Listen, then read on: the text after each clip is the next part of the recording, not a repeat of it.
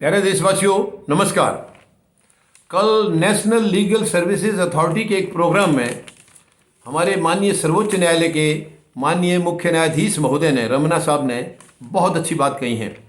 बहुत अच्छी बात कही है जुडिशरी के बारे में और हमारी जनता के जो उम्मीदें हैं जनता की जुडिशरी की तरफ से, उनके बारे में बहुत अच्छी बातें कही हैं। जुडिशरी से भी बात की है उन्होंने, बहुत अच्छा कहा है। उन्होंने कहा है कि हमें जनता का भरोसा हमेशा बनाए रखना होगा। जनता का जो न्याय में विश्वास है, न्याय में भरोसा है, वो टूटना नहीं चाहिए। अगर वो भरोसा टूट गया तो ख़त्म हो जाएगी सारी कहानी।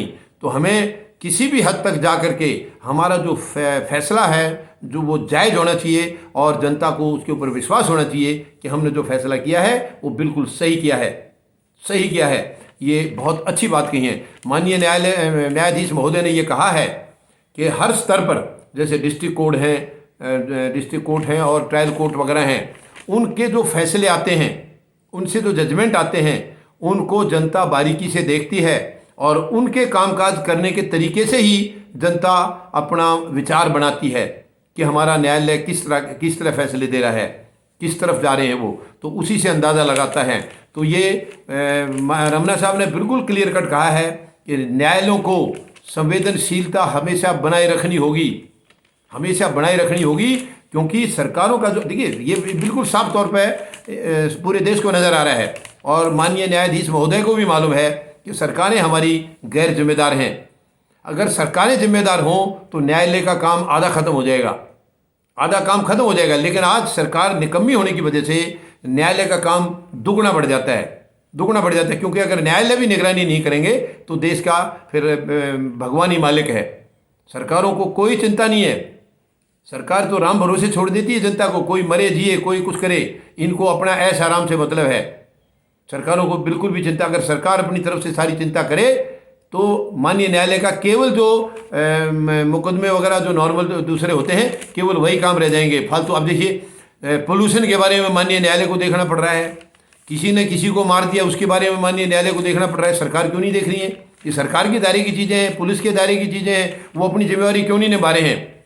क्योंकि ना तो पुलिस अपनी जिम्मेवारी निभा रही है, ना सरकार निभा रही है। यही वजह है कि न्यायालय का वजन और बढ़ जाता है, न्यायालय की जिम्मेवारियां और ज़्यादा बढ़ जाती हैं। क्योंकि सरकार निकम्मी है, सरकार गैर जिम्मेदार हैं। सरकार अपनी जिम्मेवारी को समझे तो न्यायालय का आधा काम रह जाएगा और वो जो आधा काम होगा उसमें एफिशिएंसी इतनी बढ़ जाएगी न्यायालय की, बहुत ज़्यादा एफिशिएंसी बढ़ जाएगी। अब क्या है, केसों के जो है ना बहुत ज़्यादा संख्या है और वो ज़्यादातर केस इस किस्म के हैं जिनका कि निपटारा मतलब सरकार लेवल में हो जाना चाहिए था। ये मुकदमे जाने नहीं चाहिए थे ऊपर तक।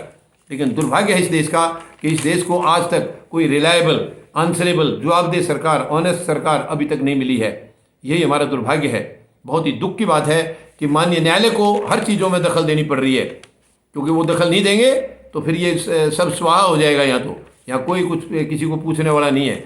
माननीय न्यायालय ने, न्यायाधीश महोदय ने यह भी कहा है कि देखिए, दो पक्ष होते हैं, एक पीड़ित होता है, एक आरोपी होता है, और दोनों का ही संज्ञान लेना न्यायालय के लिए ज़रूरी है।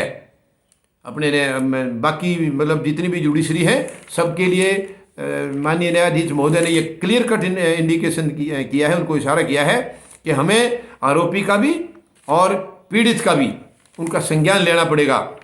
किसको कितने गहराई से पीड़ा दी गई है, कितनी, क्या जायज़ था क्या नाजायज़ था, आरोपी का क्या तरीका था, मतलब काफ़ी कुछ बिल्कुल स्पष्ट शब्दों में कहा है कि जुडिशरी को अपना विश्वास जमाए रखना होगा, बनाए रखना होगा। जनता के ऊपर से जुडिशरी का विश्वास कभी भी कम नहीं होना चाहिए, कभी भी संवेदनशीलता में कोई कमी नहीं आनी चाहिए।